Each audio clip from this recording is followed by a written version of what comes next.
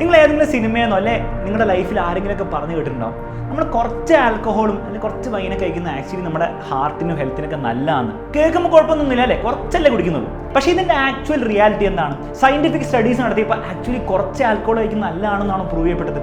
അതെ, പക്ഷെ അതേസമയം ആ സ്റ്റഡീസ് റോങ് ആണെന്നും പ്രൂവ് ചെയ്യപ്പെട്ടിട്ടുണ്ടോ?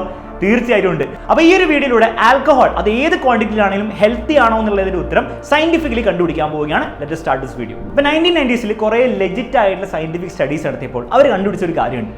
അതായത് ആൽക്കഹോൾ കൺസംഷനും റിസ്ക് ഓഫ് ഡെത്തും തമ്മിലുള്ള ഒരു കണക്ഷൻ. അതിലവർ കണ്ടുപിടിച്ചത് നിങ്ങൾ തീരെ ആൽക്കഹോൾ കഴിച്ചില്ലെങ്കിൽ നിങ്ങളുടെ റിസ്ക് ഓഫ് ഡെത്ത് വളരെ കുറവാണ്. ആൽക്കഹോൾ ഭയങ്കര കഴിച്ചാൽ റിസ്ക് ഓഫ് ഡെത്ത് ഭയങ്കര കൂടുതലാണ്. നിങ്ങളുടെ ജീവിതത്തിൽ നിങ്ങൾ നേരത്തെ തന്നെ പല അസുഖങ്ങൾ കാരണം മരിക്കാനുള്ള ചാൻസ് ആണ് ഇവിടെ കാണുന്നത്. അതേസമയം ഈ സ്റ്റഡീസ് കാണിച്ച് വേറെ ഇൻട്രസ്റ്റിംഗ് ആയിട്ടുള്ള ഇൻസൈറ്റ് ഉണ്ട്.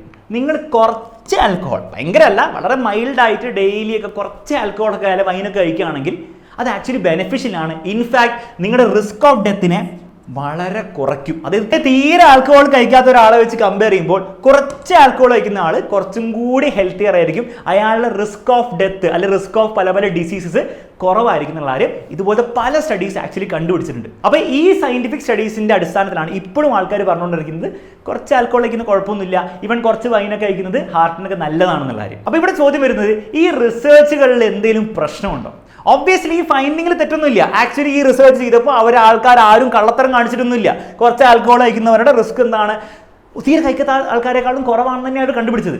പക്ഷെ ആ കണ്ടുപിടുത്തത്തിൽ, ആ ഒരു റിസർച്ച് ചെയ്തതിന് മെത്തേഡിൽ വലിയ 2 ഫ്ലോസ് ഉണ്ടായിരുന്നു. ആ 2 ഫ്ലോസ് ഏതാണെന്നുള്ള കാര്യം നമുക്ക് നോക്കാം. അപ്പോൾ ഈ റിസർച്ച് ചെയ്തപ്പോൾ അവർ 2 ഗ്രൂപ്പ് ഓഫ് ആൾക്കാരെടുത്തു. തീരെ ആൽക്കഹോൾ കഴിക്കാത്ത ഒരു ഗ്രൂപ്പ്, പിന്നെ മോഡറേറ്റ്ലി ആൽക്കഹോൾ കഴിക്കുന്ന ഗ്രൂപ്പ്. ഇവരുടെ മുകളിൽ സ്റ്റഡി ചെയ്തപ്പോൾ അവർക്ക് ക്ലിയർലി എവിഡൻസ് കിട്ടി മോഡറേറ്റ്ലി ആൽക്കഹോൾ കുടിക്കുന്ന ആൾക്കാരാണ് കുറച്ചും കൂടി ബെറ്റർ ഓഫ്, അവർക്കാണ് ഹെൽത്ത് ഒക്കെ കുറച്ചും കൂടി ബെറ്റർ എന്നുള്ളതിനെ അവർ കണ്ടുപിടിച്ചു. പക്ഷേ ഇവിടുത്തെ പ്രശ്നം എന്തായിരുന്നു? ഈ തീരെ ആൽക്കഹോൾ കഴിക്കാത്ത ആൾക്കാരുടെ ഗ്രൂപ്പിൽ ഇന്നേ വരെ ആൽക്കഹോൾ കഴിക്കാത്ത ആൾക്കാരല്ലായിരുന്നു മെജോറിറ്റി. അതേ നല്ലൊരു ഭാഗം ആൾക്കാരെന്ന് പറഞ്ഞാൽ ആൽക്കഹോൾ പല പല ഹെൽത്ത് കാരണങ്ങളുണ്ടോ അല്ല അല്ലാത്ത കാരണങ്ങളുണ്ടോ നിർത്തേണ്ടി വന്ന ആൾക്കാരാണ്. ജീവിതത്തിൽ ഇനി ഒരിക്കലും ആൽക്കഹോൾ കഴിക്കില്ല എന്ന് തീരുമാനിച്ച ആൾക്കാരാണ്. അപ്പോൾ അവരുടെ ഹെൽത്ത് ഓൾറെഡി മോശമായിട്ടുള്ള ആൾക്കാരാണ് മിക്ക ആൾക്കാരും.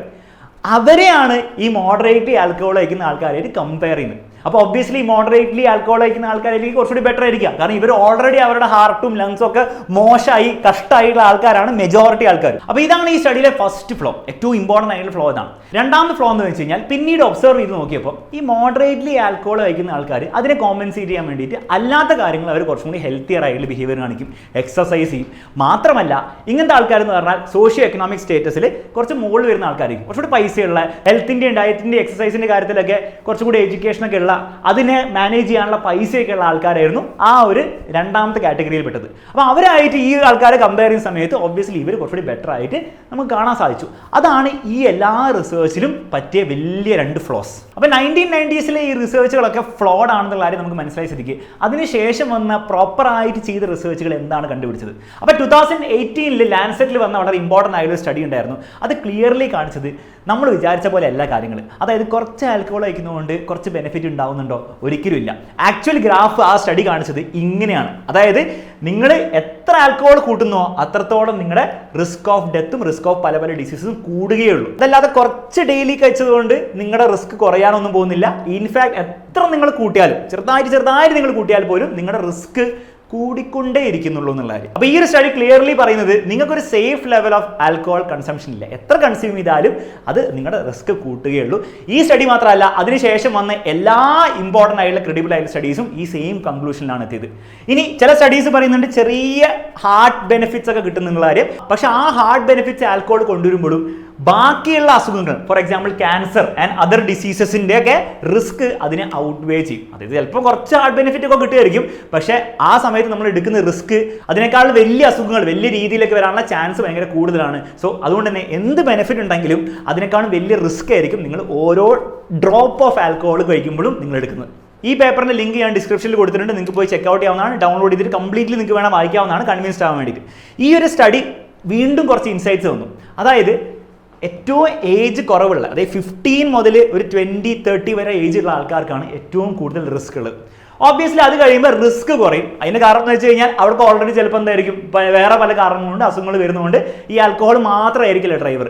പക്ഷേ നിങ്ങൾ വളരെ യങ് ആവുന്ന സമയത്ത് ഈ ആൽക്കഹോൾ കൺസംഷൻ വളരെ മോഡറേറ്റ്ലി കൺസ്യൂം ചെയ്താൽ പോലും അവിടെ റിസ്ക് ഓഫ് ഇഞ്ചറി എന്ന് പറയുമ്പോൾ പല അസുഖങ്ങളുടെ റിസ്ക് നിങ്ങൾക്ക് ഭയങ്കര കൂടുതലായിരിക്കും ഉണ്ടാവുക.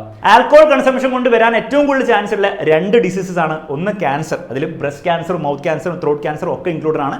അതുകൂടാതെ ഹാർട്ട് ഡിസീസസ് അഥവാ കാർഡിയോ വാസ്കുലർ ഡിസീസിനുള്ള റിസ്ക് ഭയങ്കര കൂടുതലാണ്. ഈവൻ മോഡറേറ്റ് ആൽക്കഹോൾ പോലും നിങ്ങളുടെ കാർഡിയോ വാസ്കുലർ ഹെൽത്തിനെ എഫക്ട് ചെയ്യും. നിങ്ങൾക്ക് ഹാർട്ട് അറ്റാക്ക് പോലത്തെ ഇൻസിഡൻസ് വരാനുള്ള ചാൻസ് കൂട്ടുകയാണ് ചെയ്യുക. അപ്പോൾ ഈ ഒരു സ്റ്റഡി നിങ്ങൾ ഫുള്ളായി വായിക്കണം. അതിന്റെ കൺക്ലൂഷനിൽ വളരെ ക്ലിയർ ആയിട്ട് കൊടുത്ത കാര്യമാണ് alcohol use is A leading risk factor of 10% of global deaths among population 15 to 49 years. അപ്പോൾ 15 to 49 ആയുള്ള വളരെ യങ് ഏജിൽ 10% ഡെത്ത്സിന് കാരണം ഈ ആൽക്കഹോൾ കൺസംഷൻ ആണെന്നുള്ള കാര്യം വളരെ ക്ലിയർ ആയിട്ട് അവർ എസ്റ്റാബ്ലിഷ് ചെയ്തു. ഇതുകൂടാതെ ആ result show that the safest level of alcohol അല്ലെ ഡ്രിങ്കിങ് ഇസ് നൺ. അതേ സേഫ് ആയിട്ട് നിങ്ങൾക്ക് ആൽക്കഹോൾ എത്ര കുടിക്കാൻ പറ്റും? ഇവർ കണ്ടുപിടിച്ചത് 0. സേഫ് ആയിട്ട് കുടിക്കാൻ പറ്റുന്നത് 0. ഇനി സേഫ് അല്ലാതെ കുടിക്കാൻ പറ്റുന്നത് എത്ര വേണം കുടിക്കാം, സേഫ് ആയിട്ട് കുടിക്കാൻ പറ്റുന്നത് 0. ഇത് ഇവർ മാത്രം പറഞ്ഞ കാര്യമല്ല, WHO സ്റ്റഡീസ് ഒക്കെ സെയിം കാര്യം തന്നെയാണ് ഇപ്പോൾ കറന്റ് പറഞ്ഞുകൊണ്ടിരിക്കുന്നത്. എങ്കിൽ പോലും പല ആൾക്കാർ ഇപ്പോഴും പറഞ്ഞുകൊണ്ട് നടക്കുന്നത് കുറച്ച് ആൽക്കഹോൾ കഴിച്ചാൽ കുഴപ്പമൊന്നുമില്ല, ഹാർട്ടിന് നല്ല എന്നുള്ള കാര്യമാണ് ഇപ്പോഴും പറഞ്ഞുകൊണ്ടിരിക്കുന്നത്. അതിന്റെ കാരണം അന്ന് നടന്ന ആ ഒരു സ്റ്റഡീസിന്റെ എഫക്റ്റ് ആണ്. ആ സ്റ്റഡീസ് ഒക്കെ എന്നോ തെറ്റാണെന്നുള്ള കാര്യം പ്രൂവ് ചെയ്തിട്ടുണ്ട്. ഇൻഫാക്ട് പുതിയ സ്റ്റഡീസ് ഇതുപോലത്തെ ഫൈൻഡിങ്സ് ആണ് കാണിക്കുന്നത്. എങ്കിൽ പോലും ഈ ഒരു മിസ്കോൺസെപ്ഷൻ നമ്മുടെ ഇടയിലുണ്ട്. ആ മിസ്കോൺസെപ്ഷൻ ഈ ഒരു വീഡിയോയിലൂടെ നിങ്ങൾക്ക് മാറി കിട്ടിയെന്ന് വിചാരിക്കുന്നു. ഇനി ഒരു സംശയം നിങ്ങൾക്ക് ഉണ്ടാവും, ഈ ആൽക്കഹോളിന്റെ കാര്യം പറയുമ്പോൾ ഈ വൈനും സെയിം എഫക്റ്റ് ആണുള്ളത്. ഒരു ഗ്ലാസ് വൈൻ നിങ്ങൾ കുടിച്ചാലും നിങ്ങളുടെ റിസ്ക് കൂടുകയുള്ളൂ. അപ്പോൾ ഇതിൽ നിന്ന് നിങ്ങൾ എന്താ മനസ്സിലാക്കേണ്ടത്? വളരെ സിമ്പിൾ ആയിട്ട് ഇത്രയേ ഉള്ളൂ. നിങ്ങൾ ഇതുവരെ ആൽക്കഹോൾ കഴിക്കാത്ത ഒരാളാണെങ്കിൽ നിങ്ങൾ ആൽക്കഹോൾ തുടങ്ങാതിരിക്കുകയായിരിക്കും ഏറ്റവും ബെസ്റ്റ് ഡിസിഷൻ. നിങ്ങൾ ഓൾറെഡി കഴിക്കുന്നവരാണെങ്കിൽ ലോജിക്കലി ആലോചിച്ച് നോക്കുക, അത് എത്രത്തോളം കുറയ്ക്കാൻ പറ്റുമോ അത്രത്തോളം നിങ്ങളുടെ റിസ്ക് ഓഫ് ഡെത്ത് അല്ലെങ്കിൽ റിസ്ക് ഓഫ് ഡിസീസസ് കുറഞ്ഞു കിട്ടും. അപ്പോൾ ഇത്രയാണ് നമ്മുടെ മോഡേൺ സയന്റിഫിക് ഫൈൻഡിങ്സ് വളരെ ക്ലിയർലി പറയുന്നത്. അത് പ്രോപ്പറായിട്ട് പ്രസന്റ് ചെയ്യാണ് ഈ വീഡിയോയുടെ ഉദ്ദേശം. അത് ഞാൻ പ്രോപ്പറായിട്ട് ചെയ്തു എന്നാണ് എൻ്റെ വിചാരം. അത് ഞാൻ പ്രോപ്പറായിട്ട് ചെയ്തു നിങ്ങൾക്ക് തോന്നുന്നുണ്ടെങ്കിൽ തീർച്ചയായും കമന്റ് ബോക്സിൽ കമന്റ് ചെയ്യുക. ഓൾസോ ഇതുപോലത്തെ വീഡിയോസ് ഇനിയും വേണമെങ്കിൽ ചാനൽ സബ്സ്ക്രൈബ് ചെയ്യുക. മറ്റൊരു വീഡിയോയിൽ നമുക്ക് വീണ്ടും കാണാം.